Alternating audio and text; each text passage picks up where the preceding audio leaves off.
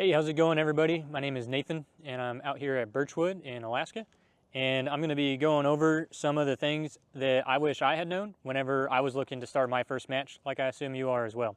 So the first thing we're going to do is we're just going to go over what you really need to show up with, first of all, because I think sometimes it's easy to get a little bit too into not having the right stuff. So first things up, you're just going to need some quality eye pro.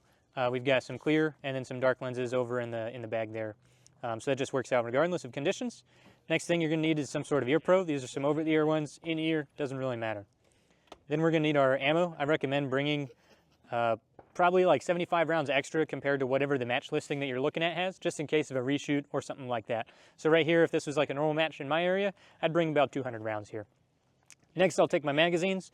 You'll notice that these are unloaded. That's just due to safety purposes on the range here out at Birchwood. However, you can show up with your mags loaded. Just make sure that you don't do some of the safety things that we'll talk on later. And then you're going to need some sort of case. It can be a soft case, hard case, doesn't really matter. You'll need some sort of case for your handgun to be in, and I recommend that it's in that whenever you get over to the range itself. Then you're going to need a belt of some sort. This is a two-piece, kind of more competition style belt, but you can also show up with something that's more of like your duty style LE gear belt as well. Or you can just show up with your regular pants belt as long as you have some means of putting a holster, and I recommend at least 2 magazine pouches on the belt. And then over here, this isn't really a requirement, but I'd recommend you show up with a set of work gloves. Now you can help with some setup and tear down if needed. And then over here, we've got a toolkit. Again, those are just nice to haves. You don't really need them because I'm sure everybody else is going to have them as well. So the next thing we're going to do is talking about like when you show up itself, all right? So here out at Birchwood, you do have a range office, and you got to check in over at the range office whenever you get here. So if your range that you're going to has an office, just make sure you check in, just follow what they say on the ad. After you've done that and you're down and you're getting out to the range, then you're going to want to find the guy or gal that has the tablet. On that tablet, they'll go ahead and check you in, and they'll do all the squatting information. So whenever they're doing the squatting information, if you've got a buddy that you decided that you wanted to go shoot with, make sure that they know that, so that way they can try and put you on the same squad. Especially if it's your first match, it's highly unlikely that they're going to separate you out. Now, once we get into that, they're going to give you some sort of safety brief, and we're going to kind of go over what that looks like right now. So first things first is they're going to tell you and orient you to the range. So here on this range, we've got a pretty simple setup bay. There's no weird angles here, right? So you're going to be told about the 180, you're going to be told about safety tables, and you're going to be told about this is a cold range. They're going to tell you when you can handle it and when you can't handle your gun. So what that looks like here is the 180 is if we were to draw a parallel line with the back of this berm behind us, only uprange, I can keep my muzzle pointed inside of that 180 degrees, right? So if I break that 180 degrees, there it is, that could be a disqualification, or that will be a disqualification realistically, all right? So just make sure that you're cognizant of that whenever you're shooting the stage. The next thing you're going to hear about is the safety table. So over here on Birchwood, we've got yellow safety tables, and that's where you can put your firearm when it's not in your holster. Also, if I was to show up and I've got my gun in this condition, like we said, with it in the bag, then I would take it over to the safety table. I could pull it out. I could make sure that I keep my muzzle pointed at the berm, and then from there I could go ahead and holster. I can do any draws if I need to. I can do some dry fire. You just can't have any ammunition at the safety table, regardless of what's going on, all right? All right, so the next thing we're going to be talking about is actually shooting a stage. So when it comes to the stage, it's going to go in a different kind of flow depending on where you're at. Some ranges are operating off of one berm, and they got to break everything down and reset it up in between. Some ranges are a little more lucky, and they've got the ability to set up multiple stages at one time. Regardless, we're going to go ahead and we're going to get the opportunity to do our stage brief. And a stage brief is just going to tell you all of the different stipulations for shooting that one specific stage.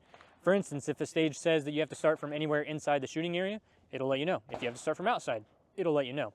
And then you also have your different hand position, whether that's wrist below belt, relax at sides, or wrist above shoulders. It'll tell you your handgun condition, whether that is loaded and holstered, unloaded and propped on some sort of prop that's been out for that specific stage, whatever have you. After the stage brief, you're going to move into a 5-minute walkthrough. In that 5-minute period, you have that time to yourself as well as the other competitors that are out at the match on that stage. And that is your time to figure out how you want to start and how you want to finish and everything in between, right? So for this stage right here, it could be starting anywhere inside, so I'd pick where I want to start. It's going to take a little bit, and I'll walk around, and I'll have that amount of time to be able to kind of figure it out. After that 5-minute time is up, they'll say to clear the range, and then from there, they'll make sure that everybody is aware of what the shooting order will be, so that then whenever they call up the shooters and they say, hey, Steve is on deck, Bob is in the hole, and all that kind of stuff, you know is how it's actually going to be occurring from there. So now we'll go ahead and move into what that actually looks like in practice. Ready.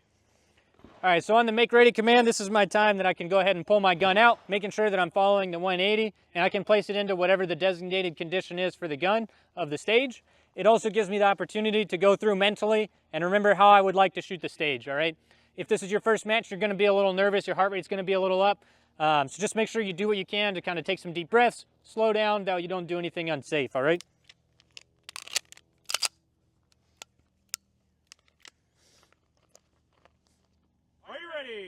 Notice that is a question. So if I'm not ready, I need to make sure that I say that I'm not ready. If I don't say anything, then the assumption is that I am.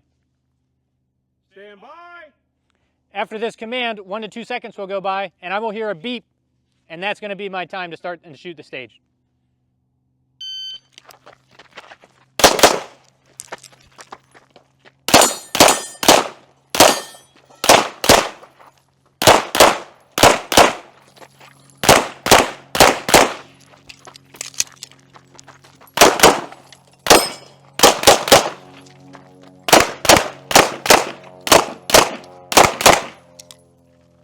If finished, unload, show clear.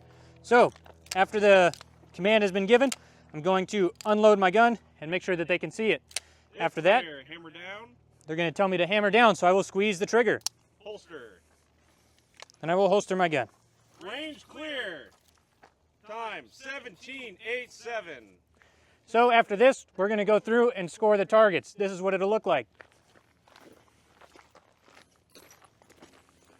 2 Alpha. All right, so they called this one 2 Alpha. So the way that that works is you're going to look at these various scoring zones. So this zone right here is the Alpha zone. Then you have the Charlie zone. And then you have the Delta zone. As long as it touches the line for the highest zone, for instance, if I had a Charlie here, Alpha here, as long as it touches that line, doesn't matter how much of the round is closer to the Charlie or the Alpha, it's going to be scored as an Alpha. And that's what scoring looks like. All right, cool. Well, thanks for joining us today. I hope that you've learned some stuff and you're willing to get out and shoot your next match. Hope to see you guys out on the range.